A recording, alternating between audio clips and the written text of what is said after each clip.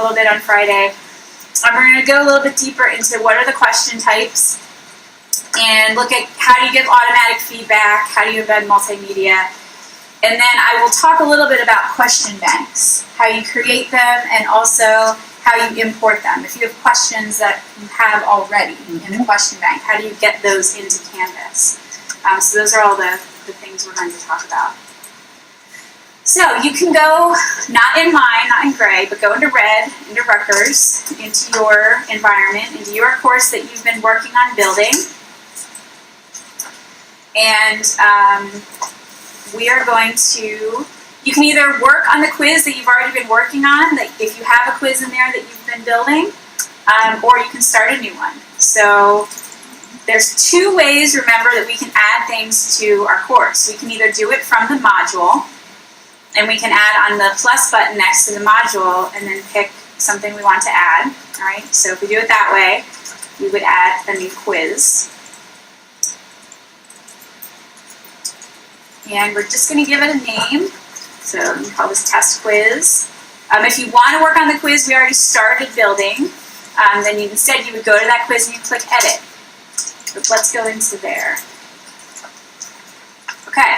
Now, when I was talking to you about quizzes on Friday, I took you kind of through all of these things, so I will refresh again kind of what options you have here. The first tab that you have is where you would put in all the details.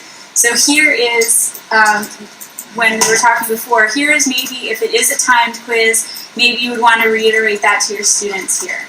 This is any information you want to give to your students about the actual quiz itself. So this is where you would give all that information. We realized, thanks to Richard's question, that for a quiz, it's only going to show the students points out of how many points. You don't get that option like you do for assignments or discussions for how you want that grade to show. So that's just a nice thing we realized today.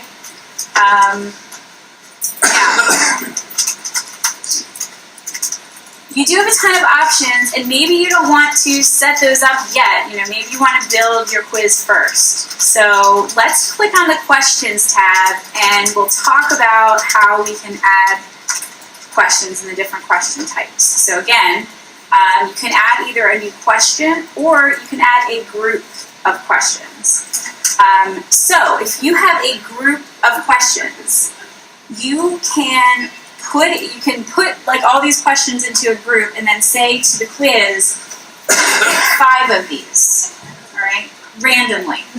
So you can say, I've got this group of questions, pick 3 of them and assign 3 points per question, all right? So that's what you can do with a group of questions. Let's say we're just going to add a single question. Maybe we're going to create a multiple choice question. Now, this box right here, where it says question, a lot of people are like, oh gosh, all right, I have to put something in there to show to my students. Whatever you put in there doesn't show up for your students at all. This is a tag for you. So this right there where I'm showing question, that's just a tag for you so you can find it later.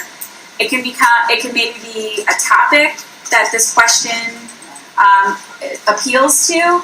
And then later on, like if you wanted to go back in, because as you're adding questions in Canvas, they're all actually going in a bank for you.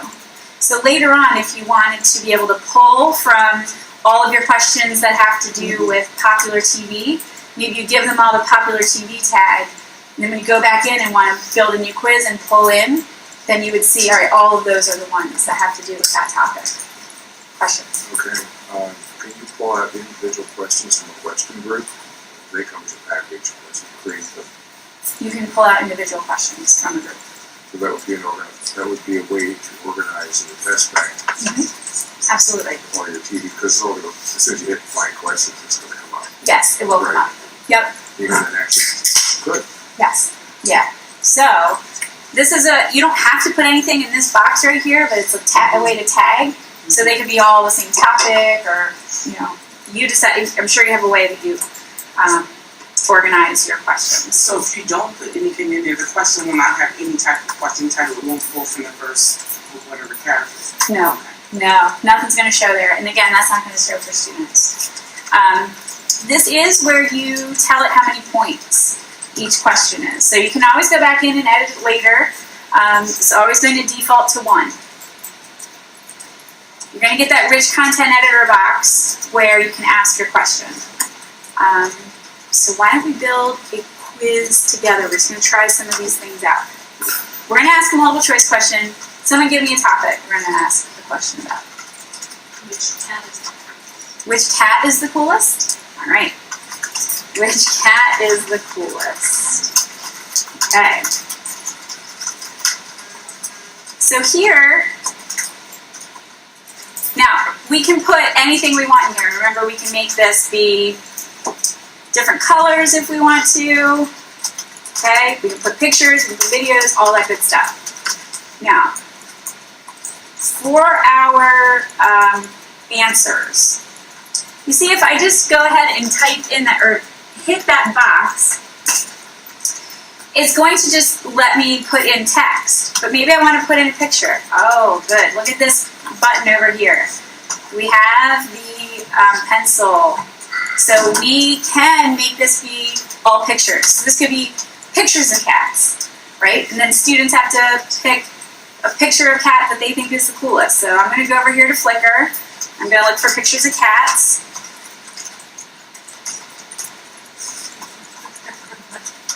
And there's the first answer. I'm just going to keep finding pictures of cats.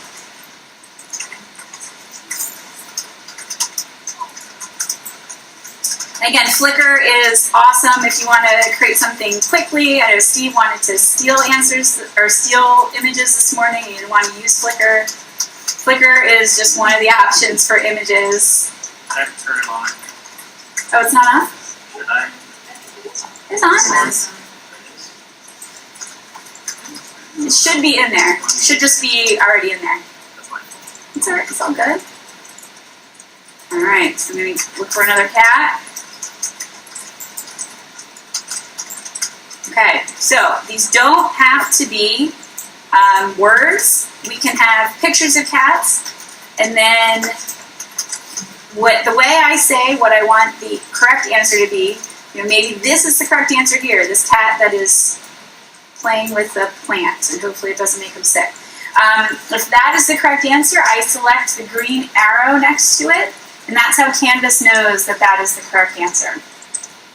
Now, for each one of these answers, though, I'm also able to give students comments for both incorrect and correct answers. So I can say for this one, although this cat is cool, this is not the coolest cat, right? So if my students pick this one, and they would then get feedback from me that's like, this is not the coolest cat. The coolest cat is actually, and then I could give them the correct answer if I wanted to.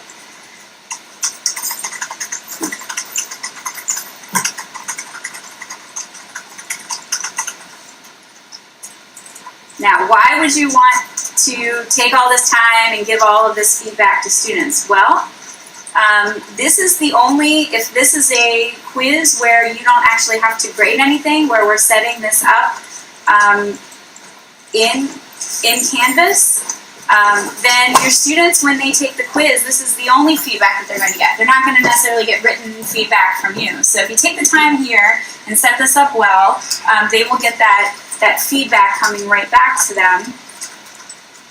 All right, so this one is the coolest cat.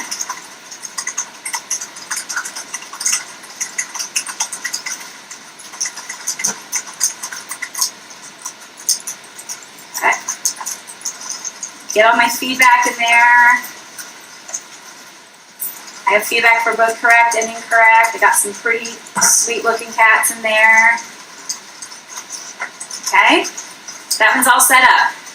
Once I have that question the way I want it to look, I'm going to click Update Question. So I have one question so far in my quiz. All right, and then I can go ahead and add as many questions as I want and keep adding questions to this quiz. Now, you see you have all of these options. You have true, false, fill in the blank. Some of them are a little bit trickier to create than others. Fill in the blank is not tough.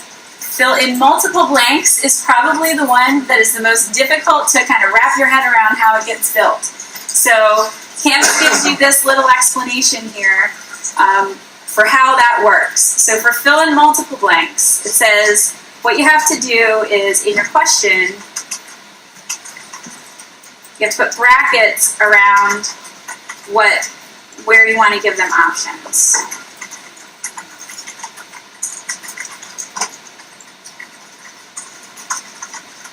Okay, they aren't going to see what's actually in that bracketed space. All right, down here, Canvas is going to say, all right, tell me what the correct answer is for color 1. Purple, red,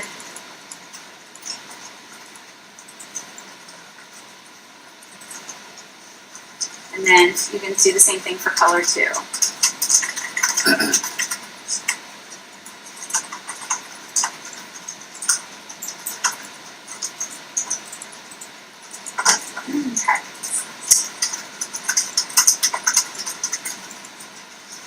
When that shows up for students, they're going to see a drop down instead.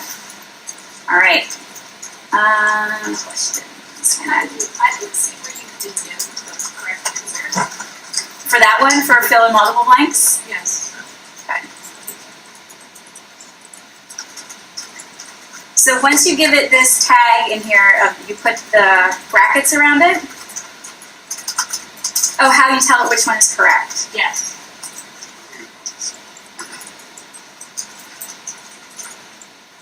It's not. So it's going to be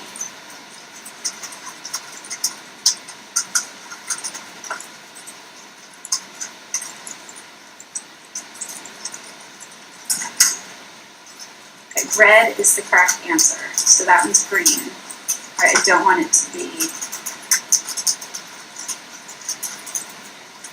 That's just the feedback. Yeah, I don't see it either. What the heck? Oh, okay. Here's how you do it. Okay.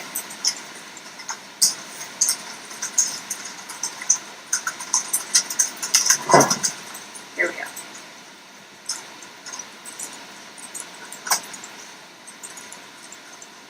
You just put the, so here's how you do it, Priscilla, you're correct. So you put in that and it's going to be green and then you click this. Isn't that it? Why is that not? Good to try it on the new question. Yeah, let's try to make a question. Fill in multiple blanks, all right.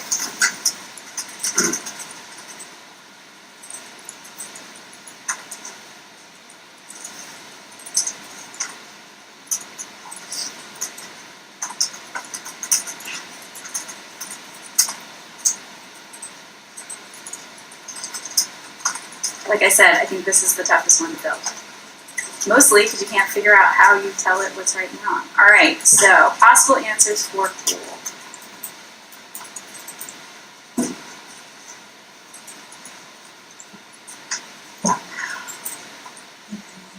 Let's come back to that one. We'll come back to it. I will figure that one out. All right, let's add in a question. Okay, multiple answers. This one, you say all of the ones that the students have to mark is correct. There's multiple drop downs, that's what we just did. Matching, that was the question this morning that I created. That was about English words versus American words. That's how you create a matching. There is one where they can have to put in the exact numerical answer. You can tell it an error margin. The formula question was the one I used this morning where everyone actually got a different question because of the way I set up the variables. So each student in the room gets a different question. So all of those up to there, up to formula question, are going to get auto-graded because you tell it the correct answer. The last two, essay question and file upload question, are going to have to be graded, hand graded by you. So, like the quiz I gave you guys today before lunch, Most of that was graded, auto-graded by Canvas. I, over lunch, graded the last question in speed graders, and you were able to see your full-on grade. So for any one of these, you can, like in our coolest cat question, I can preview this. So I have some questions in here. I'm going to give my students a time limit. Remember, you can shuffle answers. Shuffle answers, the only caveat I have was Tracy's point when she asked on Friday. If you have all of the above or none of the above, it won't work well for shuffle answers because it's not going to lock that into place. So just be careful with that. You can allow your students multiple attempts. So you can say, each student gets 3 tries on this, and I'm going to keep the average of the 3, or I'm going to keep the highest out of the 3. Then you're able to see, whether or not you want students to be able to see how they responded or if they were correct. So these are all things you're going to be able to tell Canvas. Like I showed you today, 1 question at a time is a great feature if you don't want students to freak out about how many questions are in the quiz. And you do have the option to lock questions after answering. This might prevent students from taking a screenshot or a picture of the whole quiz. Steve? So, question for you. If I allow students to take the quiz 3 times, and they don't want to, and they just take it once, but I set it so that, how do I make sure that they can see their correct answers if they're not doing that? You know what I'm saying? So you can, you're giving them 3 times to take it. Right. They only want to take it 1 time. Right. And you're letting students see the correct answers only after their last attempt, and it will be, then you would say, after it's due. Yeah. Because you will have students who don't want to take all 3. Yeah. Yeah. Any other questions about these settings that we went through?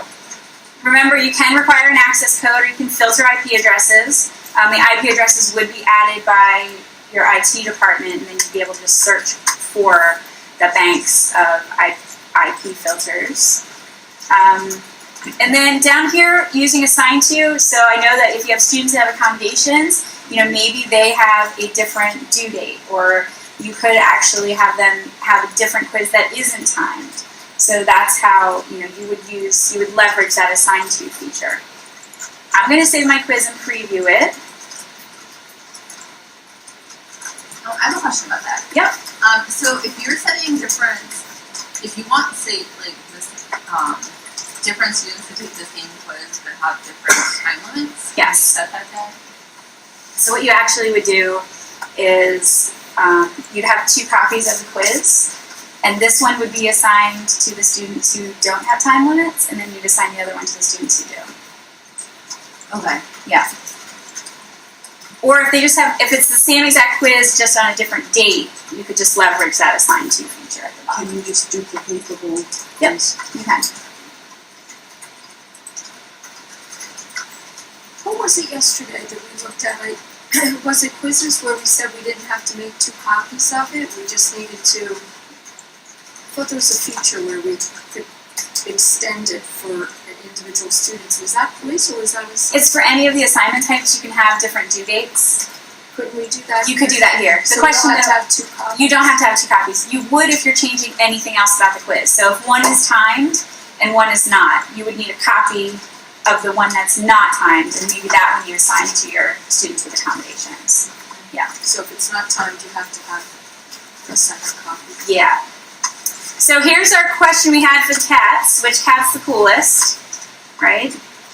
All of these are pretty sweet cats. Now, this wasn't the order that I put them in because I had shuffle answers, right? So they shuffled at my cat pictures.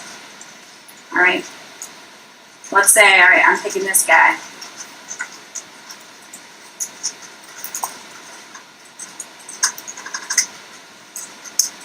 And give me a warning that I didn't answer them all. And here I should be able to see some feedback. All right, so there's my feedback. I answered this guy, and it says, although this cat is cool, it's not the coolest cat. And then I was able to see the correct answer, which was this guy going for the plant. So we were working on quizzes. What I'm going to do is let you play around with this and think about, because you do have that media editor for answers, it doesn't just have to be words. It could be audio, it could be video, it could be pictures like we had. I'm going to try to figure out why that question type didn't work. Oh, question banks. Before we go there. Completely forgot about question banks. Let me go into here. So, question banks. Some of you have question banks that you probably use, either from a test publisher, or maybe you have them already loaded into your account somewhere. So one of the things I have in here is a Find Questions button. If I had uploaded some questions already into Canvas and I clicked this, what it's doing is actually showing me all of the other banks that are in my account, any questions I've created before, and I'm able to look on them.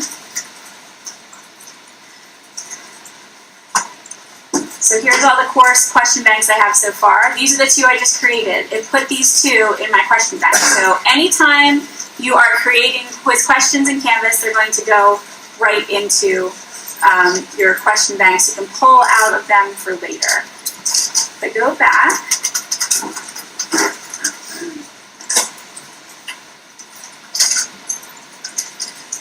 yeah, go ahead. When the publisher creates, is there a way to import those in? Yes, so I'm going to show you that. So one way is for you to pull out questions that you've already had in. Okay, the other way is to bring them in from another place. So the way you do that is you are going to go into settings in your course and you're going to click import content into this course. So if you have those question banks, and almost any publisher question bank type will work well. Normally it's called a QTI file and you'll be able to import that into your course. Now there's a lot of different ones out there. Some play better than others. In my training course, I've actually put in some documentation that I pulled out of the Canvas Commons for how to import quizzes into Canvas. And then there was a specific question about Respondus and how that one works. So Respondus works a little bit differently. Respondus is a Canvas partner, so it actually plays super well with Canvas. So if you use Respondus, I pulled both of these out of the Canvas Commons so you can see how they integrate with Canvas. But it's very easy to pull in those questions by importing content into the course. They would go into your question bank, and then you can organize those questions within Canvas. So let's just play around with the quiz a little bit. Let's see. And if you wanted to try out or look at that documentation about question banks, that information is, like I said, in the training course if you want to take a look at how to do that. So either on the quiz that you've already started or you can create a new one, let's try 5 different question types and have one of them either be the file upload type or essay. All the rest can be ones that you are having auto-graded. And then play around with those things I showed. Add embedded media, which could be just a JPEG or could be audio or video. Test out how it works with that automatic feedback.